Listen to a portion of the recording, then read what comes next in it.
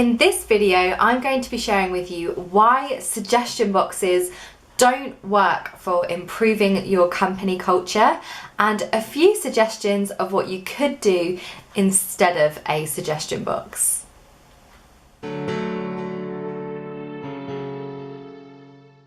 Hi, I'm Lizzie Benton, company culture coach and founder of Liberty Mind. I help businesses build purpose-driven company cultures where our human potential can thrive. If you love learning more about company culture, then don't forget to subscribe because I am doing weekly videos on this channel all around company culture. Now, like I said, in today's video, I want to talk about suggestion boxes. Yes, many people have a love-hate relationship with the good old suggestion box, and it's for understandable reasons. Many people are used to suggestion boxes where they place their good idea into the box and then nothing ever happens. But seriously, in this video, I'm going to be sharing why suggestion boxes just don't work and what you can do if you really want to create a company culture where feedback and ideas and inspiration is part of the ecosystem. Unfortunately, in the eyes of your team, a suggestion box is really meaningless.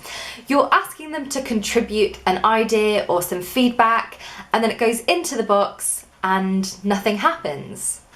Rather than giving the ability for people to talk about their idea or their feedback, about the what and the why and the how and all of the inspiration that they have behind it, you're just letting them put it into a black hole.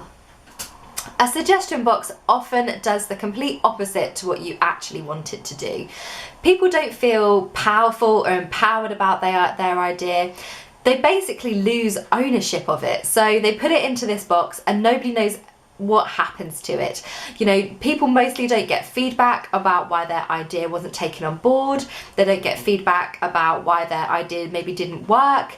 There isn't actually any feedback. It's just a very one-way conversation. Ultimately, it doesn't make people feel involved in feedback or the dialogue around enhancing the company culture. The other reason that a suggestion box doesn't work is because it can easily become a pit of negativity. I've spoken to so many businesses who have implemented suggestion boxes where they've then just culled it because all they found was people just complaining about things. The water cooler wasn't cold enough. The temperature in the air conditioning never works. It just becomes kind of a, pit of negativity and passive aggression. Most often, problems rather than solutions are thrown into the box. And this is also a reason why essentially this tool doesn't work. Even if sometimes you give guidelines and rules and ideas around what you want to put in the suggestion box, that ultimately doesn't happen. The trouble with a suggestion box is it just causes a lot of festering of unresolved issues that nobody is ever willing to talk about. A suggestion box doesn't provide real insight into how people are feeling or where their feedback has come from. One of the core reasons for a suggestion box being implemented is because people want to create a feedback culture. Maybe they want suggestions on how they can improve the company culture and they want to get the team involved. Even though good intentions are at the heart of the suggestion box, it still fails time and time again.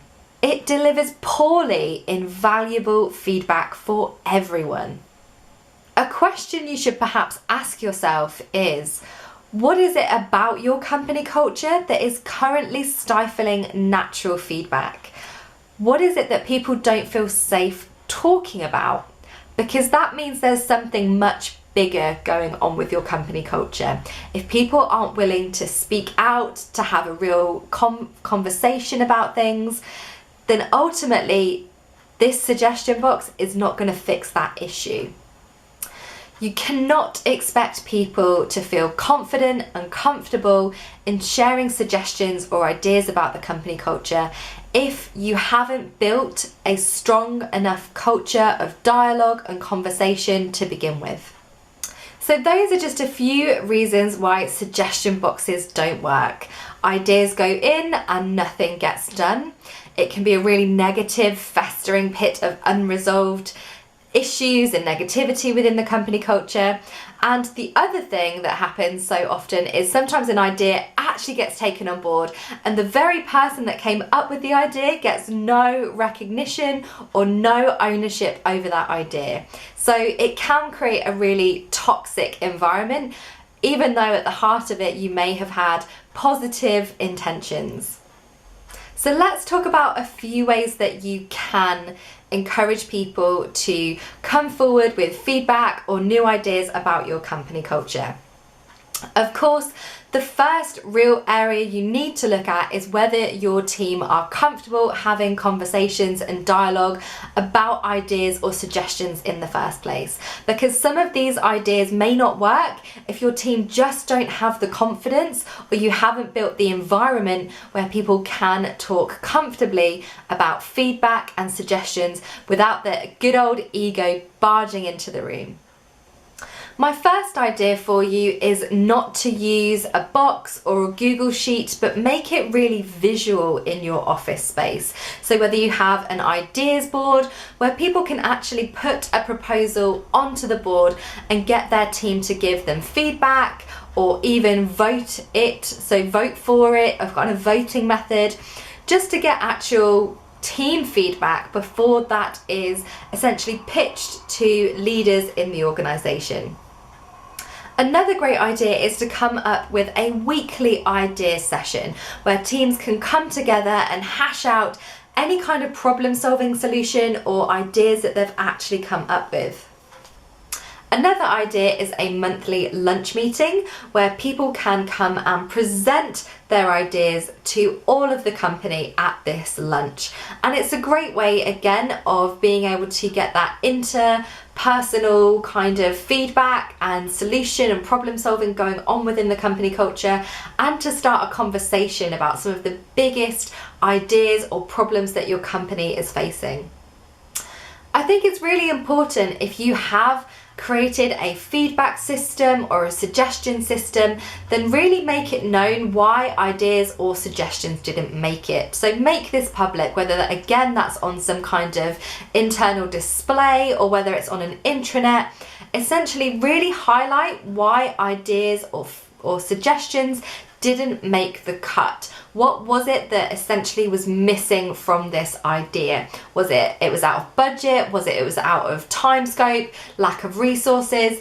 Just come up with a really good reason for why that didn't happen, because it may actually help the idea evolve later on. So maybe in a few months' time, somebody has a similar idea and they can see, oh, somebody pitched this a few months ago and this is why it fell down. We often don't give enough of an explanation as to why that suggestion never made the cut. One thing that is really important with any kind of feedback or ideas process that you create is to try and gain team ownership from that idea. So let people own their ideas. Don't let it be taken off by HR or somebody else for other people to own. The person that owns it is going to have the most motivation to see it come to life. So they will really work at it to make sure it is done. Enable them the resources of teams or other departments, but enable them to see it through, because it is so much more fulfilling for that individual and they can really bring their idea to life rather than it be taken away from them. With a great feedback and suggestion process in place, you can really harbour a deep level of trust within your company culture. But remember, like I've said throughout this video, it really is important that you focus on creating that culture where people can have a dialogue and talk very openly in the first instance. If you don't have that, some of these tips will just not work for you, and it could actually create a lot more toxicity rather than positivity in your company culture.